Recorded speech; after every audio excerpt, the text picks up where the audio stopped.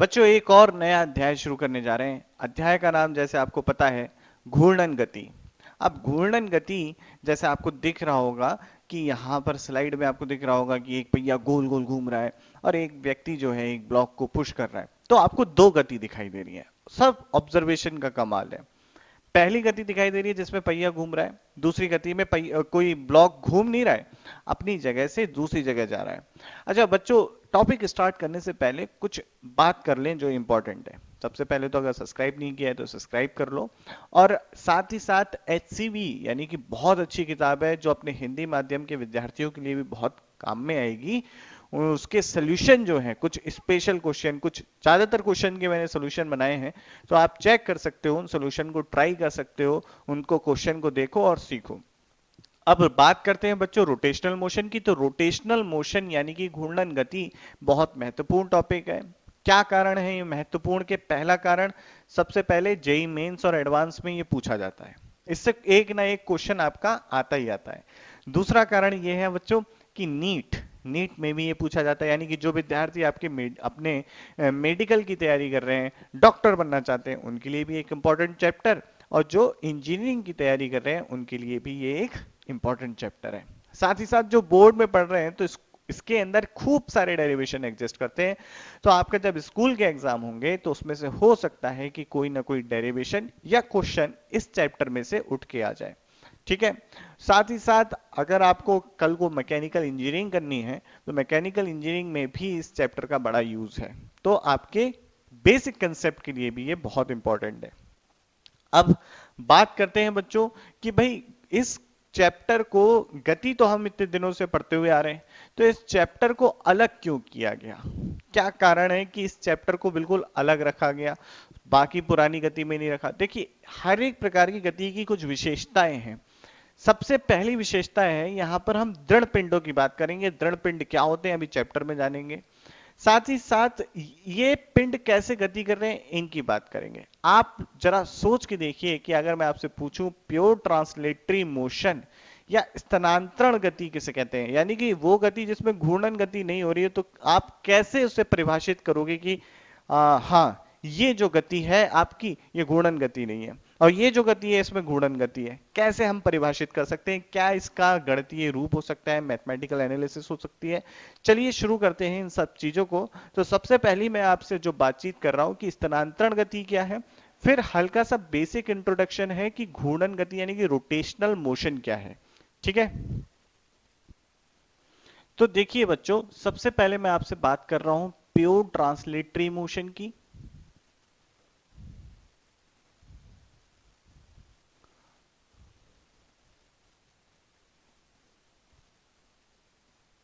जिसे बच्चों अपने लोग हिंदी में कहते हैं शुद्ध स्थानांतरीय गति। ठीक है। अब इसमें क्या होता है, जैसे कि मान लीजिए ये एक आपकी रेखा है और या समतल है, इसके ऊपर कोई पिंड है, ये स्थित है, और ये पिंड जो है आपके शुद्ध स्थानांतरण गति में है। तो मान लेते हैं भाई ये इस तरीके से चल रहा है, तो आप सोचिए कि इसकी, मान लीजिए ये यहां से चला, इसको मैं कह देता हूं ये A B C D, और इस पे स्थित कुछ कण है। ये तो मैंने बता दिया भाई ABCD ब्लॉक है आपका। ठीक है, बहुत ध्यान से समझना, एकदम मैथमेटिक जीरो से, स्क्रैच से शुरुआत कर रहे हैं चीजों की। अब ये देखिए ये यहां चल के पहुंच गया, और ये वाला जो बेस ABCD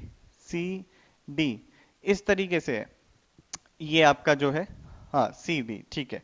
अब जरा ध्यान से समझिएगा बच्चों, ये इस पे कोई कण P है, ये भी चल के पहुंचा यहां पर, और ये जो कोई कण है O है, ये भी चल के पहुंचा यहां पर। ये मान लेते हैं जो कण O है ये द्रव्यमान केंद्र है। द्रव्यमान केंद्र हम बच्चों पिछले चैप्टर में पढ़ चुके हैं, ये द्रव्यमान केंद्र है। ठीक है। तो हमें ये बात दिखाई दी कि जितना द्रव्यमान केंद्र किसी समय अंतराल में चला है, जो कि मैं कह रहा हूं SO, उतने ही समय अंतराल में आपका कण P चला है। साथ ही साथ जो इस वस्तु का ओरिएंटेशन है, जिसे हिंदी में कहते हैं विन्यास है। देखिए AB जो आपका है वो नीचे है और CD ऊपर है, तो वो भी बदला नहीं है, समान रहा है, एकदम एक जैसा है। ठीक। तो इस बात से हमें क्या समझ में आया कि भाई इस प्रकार की गति हमारी कहलाती है शुद्ध स्थानांतरणीय गति। तो कैसे परिभाषित करेंगे?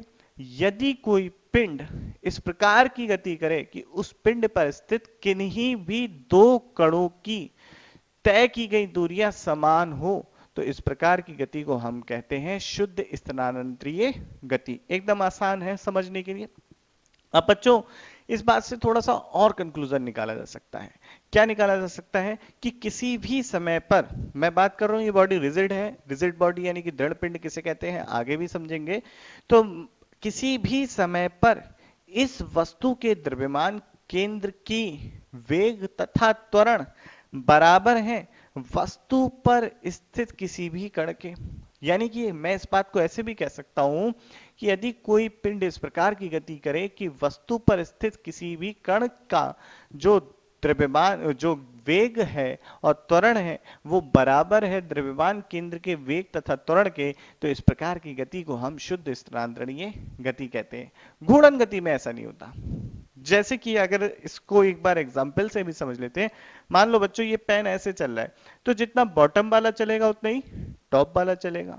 तो इस वाली परिस्थिति में आपका क्या हो गया कि भाई इसका जितना वेग है उसका ही इतना वेग है और द्रव्यमान केंद्र का भी उतना वेग है। अब देखो मान लो ये ऐसे ऐसे चल रहा है, कुछ ऐसे ऐसे चल रहा है, तो ये जितना चलेगा उतना क्या ये चलेगा, या फिर जो जितना ये चलेगा क्या उतना सेंटर वाला चलेगा, या फिर ये ऐसे गोल गोल घूमता हुआ जा रहा है, तो जितना ये वाला एंड चला क्या उतना यही वाला एंड चला, या फिर ये क्या सेंटर वाला भी उतना ही चला? ऐसा नहीं है, सेंटर वाला कम चला, ये दोनों ज्यादा चले। तो इससे हमें समझ में आया कि इस परिस्थिति में इस वस्तु पर स्थित किन्हीं भी दो कणों का कणों द्वारा तय की गई दूरी समान नहीं है। तो हम कह सकते हैं कि भाई ये वस्तु शुद्ध स्थानांतरणीय में नहीं है। तो हमें शुद्ध स्थानांतरणीय गति समझ में आती है। इसके बाद की जो चर्चा है वो है घूर्णन गति। तो क्या है घूर्णन गति? घूर्णन गति में ऐसा होता है कि भाई आपका वस्तु पर स्थित किन्हीं भी दो कणों के द्वारा तय की गई दूरी बराबर नहीं होती समान समय अंतराल में। साथ ही साथ इसको हम कह सकते हैं कि घूर्णन गति में जो है वस्तु पर स्थित जो कण है उनका वेग तथा त्वरण द्रव्यमान केंद्र के वेग तथा त्वरण के बराबर नहीं होता है। तो आइए इस फैक्ट को हम लोग देख लेते हैं और आप लोग इस स्क्रीनशॉट को भी निकाल लेना, साथ ही साथ आपके नोट्स भी तैयार हो जाएंगे बच्चों। तो देखते हैं, आइए। तो आपके सामने आ गया स्थानांतरित गति में जो लिखा है, किसी भी समय पर वस्तु के सभी कणों के वेग तथा त्वरण समान होते हैं स्थानांतरित गति में, लेकिन ऐसा घूर्णन गति में नहीं होता है। तो हमारी घूर्णन गति क्या है, स्थानांतरित गति क्या है, उससे पहले डिटेल में हम जाने से पहले एक और बात जानते हैं कि ये दृढ़ पिंड क्या है, रिजिड बॉडी किसे कहेंगे बच्चों। तो थोड़ा सोचिए आप लोग कि रिजिड बॉडी किसे कहेंगे, मैं बताता हूं कि फिर रिजिड बॉडी किसे कहेंगे। तो बच्चों बात करते हैं कि रिजिड बॉडी किसे कहेंगे, क्या है आपकी रिजिड बॉडी। तो आपके सामने जैसे कि एग्जाम्पल में दिख रहा होगा कि एक तरफ आपका फोम का टुकड़ा है और एक तरफ ईंट है। आप किसे कहोगे कि ये दृढ़ पिंड है, कौन सा है कौन सा नहीं है। तो ध्यान से देखिए कि दृढ़ पिंड जो है, अगर आप ईंट पे जरा सा बल लगाएंगे तो क्या उसकी ऊपर स्थित किन्हीं भी दो बिंदुओं के बीच की दूरी में परिवर्तन होगा? अगर मान लो फोम के टुकड़े के ऊपर आपने जो है बल लगाया तो क्या होगा, वो भाई सिकुड़ जाएगा। तो यानी कि विरूपता आ गई यहां पर, यानी कि उसकी आकृति में परिवर्तन हो गया। तो दृढ़ पिंड हम किसे कहते हैं? दृढ़ पिंड हम उसे कहते हैं कि जिस यदि किसी पिंड पर बाह्य बल लगाएं, यानी कि हम किसी भी बॉडी पर एक्सटर्नल फोर्स लगा रहे हैं और उस पिंड पर स्थित किन्हीं भी दो कणों की, यानी कि कोई भी हमने ऐसे दो कण इकट्ठे मान लिए या दूर दूर मान लिए, उनके बीच की दूरी में परिवर्तन नहीं आए, तो ऐसे पिंडों को कहते हैं दृढ़ पिंड। अब ऐसा तो होता नहीं है, अगर आप किसी बॉडी पर आप बल लगाएं तो कुछ ना कुछ उसमें परिवर्तन जरूर आता है। ये मान निर्भर करता है आपके बल की मात्रा पे। अगर ज्यादा बल लगाओगे तो जैसे अगर हथौड़े से ही ईंट को पीट दो तो उसके अंदर भी चेंज आ जाते हैं। लेकिन हम ये कहते हैं कि वस्तु का अगर विस्थापन बहुत ज्यादा है और उसके अंदर विरूपता की अगर हम तुलना करें वो बहुत कम है, तो ऐसे पिंड को हम दृढ़ पिंड मान लेते हैं। मान लेते बहुत जरा सा चेंज आया तो हम कहेंगे कि नहीं नहीं ये दृढ़ पिंड ही है। तो कोई भी पिंड एक इससे बल्कि सीमा तक ही दृढ़ रहता है। अगर ज्यादा बल लगा दोगे भाई, ईंट पे ही ज्यादा बल लगा दो तो चूरा हो जाएगा, पाउडर बन जाएगी ईंट का, तो वो दृढ़ नहीं रहेगा। तो दृढ़ पिंड की अभी हमने परिभाषा जानी, एक बार इस परिभाषा को भी देख लेते हैं बच्चों। तो एक दृढ़ पिंड बहुत सारे कणों से मिलकर बना होता है, बहुत सारे कण होते हैं। जैसे ईंट एक तो कण से मिलकर बनी नहीं होगी, कई सारे कण होंगे छोटे छोटे छोटे छोटे छोटे, जिनसे मिलकर ईंट बनी है। साथ ही साथ इन कणों के बीच की दूरी परिवर्तित नहीं होती है, तो ऐसे ही कण को हम कहते हैं, ऐसे ही पिंड को हम कहते हैं दृढ़ पिंड। ठीक है बच्चों, आसान बातचीत है।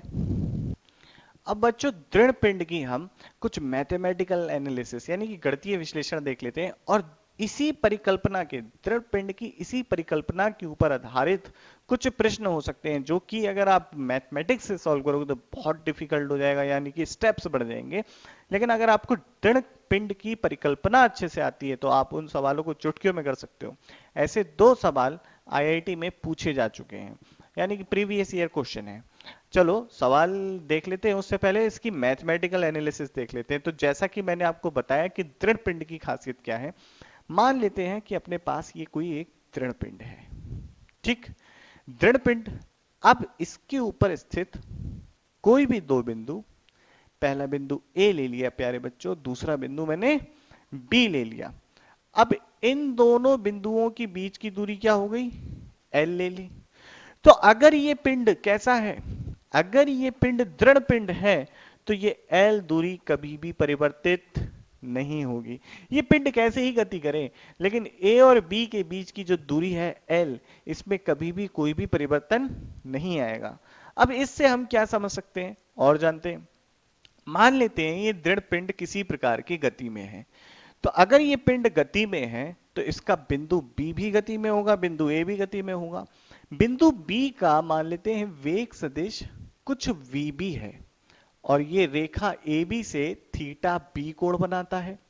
और साथ ही साथ ये जो बिंदु ए है, इसका वेग सदिश वीए है, और ये बच्चों जो ए बी रेखा है ना, इससे ये थीटा ए कोण बना रहा है।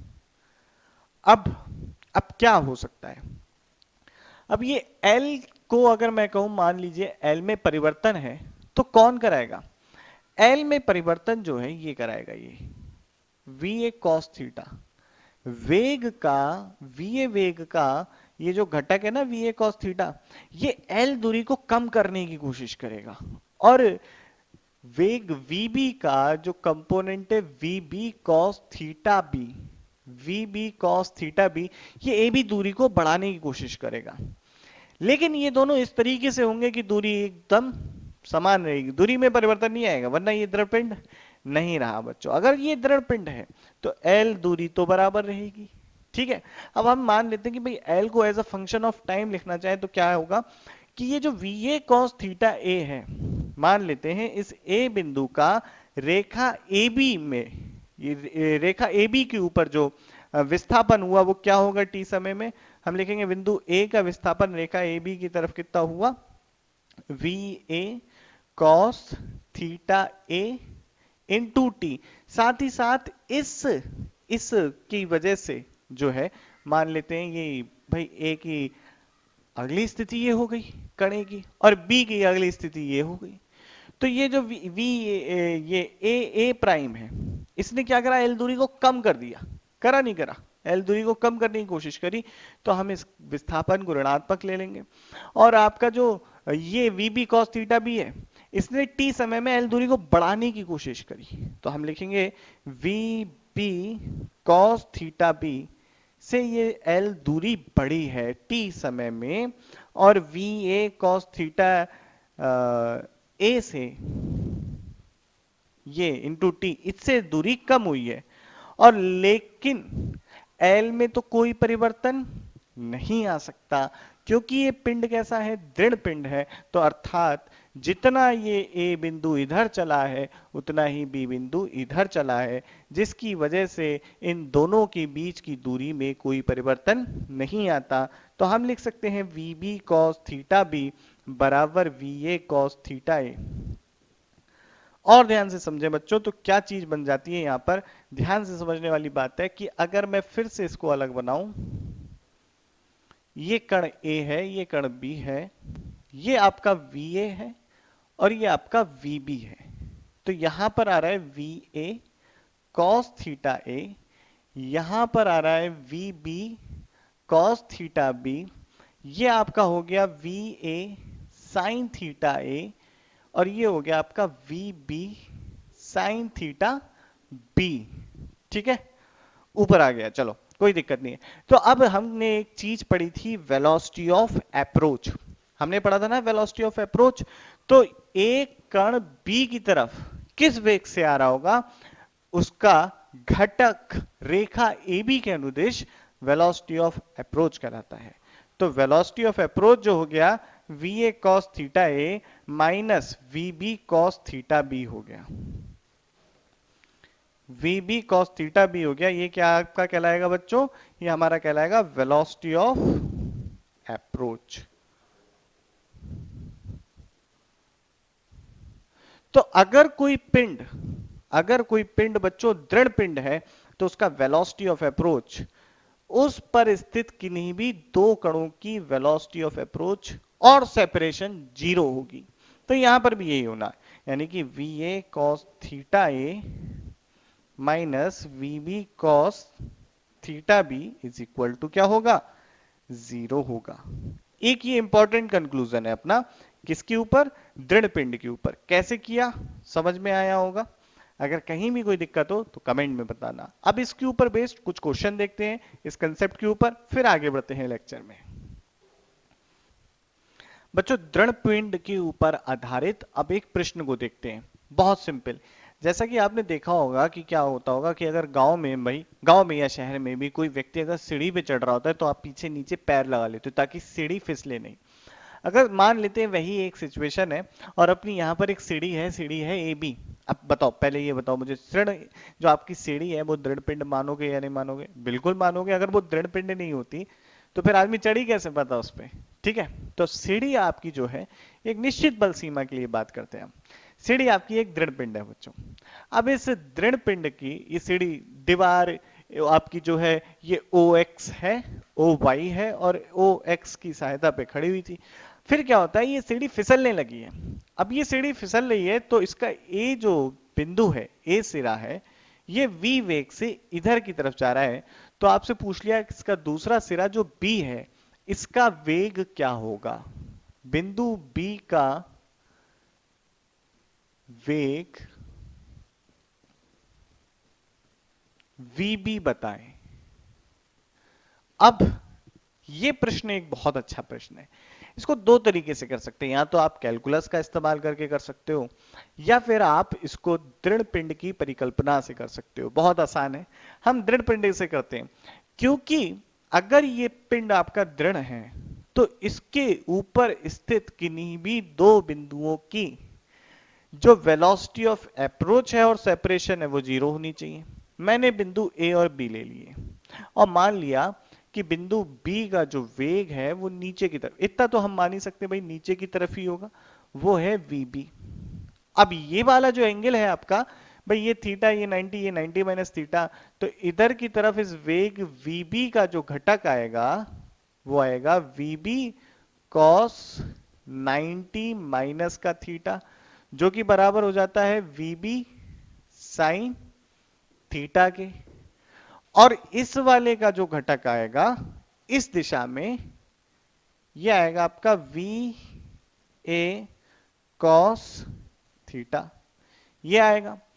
अब आपका वेलोसिटी ऑफ सेपरेशन क्या होना चाहिए, जीरो, यानी कि जो भी वेग है, जो भी इन दोनों के वेग हैं, इन दोनों के जो रेखा ए बी के अनुदिश घटक होगा वो आपस में बराबर होंगे। बस इसी चीज का हमें इस्तेमाल करना है, तो हम लिखेंगे वी ए कॉस थीटा बराबर वी बी साइन थीटा, और यहां से देखिए आप V B is equal to हो गया आपका V A cos theta divided by sine theta, जो कि बराबर हो गया वी ए कॉट थीटा के। तो देखिए दृढ़ पिंड की परिकल्पना से कितना आसानी से, और वी ए की वैल्यू हमें पता है जो कि वी है, तो हम यहाँ लिख देते हैं V B is equal to V cot theta. ये आपका नीट में पूछा हुआ सवाल है एक। तो दृढ़ पिंड की परिकल्पना से ये सवाल कितना आसानी से हो गया। अगर हम इसी सवाल को कैलकुलस का इस्तेमाल करते हुए करें तो कैसे करेंगे वो भी देख लेते हैं। पहले आप इसे नोट कर लीजिए, फिर मैं कैलकुलस वाला मेथड बताऊंगा। तो बच्चों अब इसी प्रॉब्लम को हम लोग कैलकुलस के मेथड से करेंगे। क्या करते हैं, मान लेते हैं ये दूरी x है और ये दूरी y है, और अगर ये है तो सीढ़ी की लंबाई हो गई l। तो एल स्क्वायर बराबर लिख सकते हो पाइथागोरस प्रमेय से x square plus y square. अब अगर मैं इसका डिफरेंशिएशन करूं तो सीढ़ी की लंबाई तो निश्चित ही रहनी है, यानी कि सीढ़ी की लंबाई का जो आपका डेरिवेटिव होगा या अवकल गुणांक होगा वो तो शून्य होगा। तो यहां पर हम dl बाई dt क्या लिखेंगे, ये तो जीरो होगा। तो यहां पर अगर डिफरेंशिएशन कर दें तो 2l dl बाई dt जो आएगा वो जीरो ही आ जाएगा। तो सीधे से मैं इसे जीरो ही लिख देता हूं। इसका भाई ये तो कांस्टेंट है तो इसका डिफरेंशिएशन जीरो डायरेक्ट लिख देता हूं। अब ये जो x है इसका डिफरेंशिएशन हो गया 2x dx by dt plus 2y dy over dt। अब dx बाई dt क्या है, x कोऑर्डिनेट कितनी तेजी से बदल रहे हैं, और वो किससे है, v से। तो हमने इसे लिख दिया 2x v, और ये क्या है आपका y कोऑर्डिनेट, ये वो b की स्पीड से या वेलोसिटी से हमें पता चलेगा। तो इसे लिख देंगे 2y vb, हमें vb पता करना है। तो बच्चों ये देखो ये तो जीरो है, तो आपका vb आ जाएगा 2x 2y नेगेटिव का साइन, और यहां पर आ जाएगा v के। अब ये 2 से 2 गया तो आ गया vb बराबर माइनस का x अपॉन y क्या हो जाता है cot थीटा, तो minus v cot theta. Minus sine इतना बता रहा है कि ये जो b बिंदु है वो नीचे की तरफ जा रहा है, और कुछ नहीं बता रहा। तो हम अगर पूछे भाई इसकी चाल क्या हो जाएगी, यानी कि वेग सदिश का परिमाण कितना हो जाएगा, तो वो हो जाता है vb बराबर v cot theta. Same answer. लेकिन अगर आपको दृढ़ पिंड की परिकल्पना अच्छे से पता है, दृढ़ पिंड क्या होता है ये अच्छे से पता है, तो ये सवाल देखिए कितने आसानी से हो जाता है। तो इस तरीके से दृढ़ पिंड की हम जो अभिधारणा है दृढ़ पिंड के बारे में जितना जाना, यानी कि रिजिड बॉडी के बारे में जितना जाना, उसके ऊपर बेस्ड क्वेश्चन देख सकते हैं। कुछ और क्वेश्चन का डिस्कशन करेंगे। अभी इसे नोट करिए कि कैलकुलस से कैसे किया, फिर एक और क्वेश्चन देखते हैं, फिर बाकी बात और इंटरेस्टिंग जानेंगे।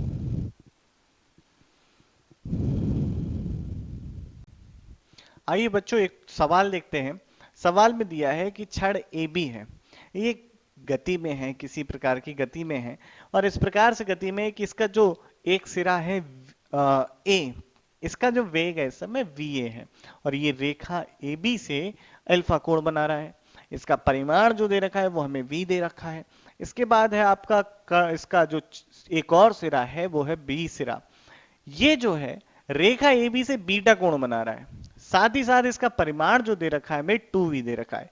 हमसे पूछ लिया गया कि बताइए बच्चों कि इसका जो बीटा एंगल है इसकी वैल्यू क्या होगी अगर अल्फा में दिया है। तो हमसे बीटा पूछ लिया गया। अब आप लोग सोचोगे कि कैसे करें। सिर्फ एक चीज अगर मुझे पता है वो है दृढ़ पिंड, रिजिड बॉडी की प्रॉपर्टी। तो यही प्रॉपर्टी का मैं यूज करूंगा। मुझे पता है कि रेखा के अनुदिश इन दोनों के वेग सदिशों के जो घटक हैं वो बराबर होंगे। इसी चीज का मैंने इस्तेमाल कर लिया। तो रेखा के अनुदिश बी बिंदु का वेग घटक जो होगा वी बी कॉस बीटा होगा, ये बराबर होगा वी ए और इधर की तरफ कॉस अल्फा के। अब वी बी की वैल्यू कितनी है 2v cos beta, V A की वैल्यू कितनी है v cos अल्फा। अब हमें cos बीटा जानना है, cos बीटा की वैल्यू हो जाएगी देखिए v by 2v cos alpha, और cos beta is equal to beta यहां से हो गया cos अल्फा बाई 2। तो बीटा बराबर हो गया cos inverse 1 by 2 cos alpha. ये आंसर हो गया। देखिए कितना आसान हो गया प्रश्न। और अगर आप बहुत सारे और मेथड से सोचोगे तो पता ही नहीं चलेगा कि किस तरीके से प्रश्न को करना चाहिए। तो हमने रिजिड बॉडी की प्रॉपर्टीज के ऊपर क्वेश्चन भी देख लिए। अब देखेंगे कि भाई घूर्णन गति की केवल एक ही प्रकार की होती है या फिर कुछ और भी घूर्णन गति में एग्जिस्ट करता है, तो वो देखेंगे हम लोग नेक्स्ट लेक्चर में। बच्चों आज के लेक्चर में इतना ही। कुछ आपके कुछ पर्सनल एक्सपीरियंस हो, कुछ आप सजेशन देना चाहते हैं तो जरूर हमें कमेंट सेक्शन में बताइएगा। अभी मैं चलता हूँ। मेहनत से पढ़े, व्युत्पत्ति के साथ जुड़े रहें, एससीबी पढ़ते रहें, अपनी प्रॉब्लम पूछते रहें, और अगर कहीं डाउट हो तो टेलीग्राम पे कमेंट करें। जय हिंद।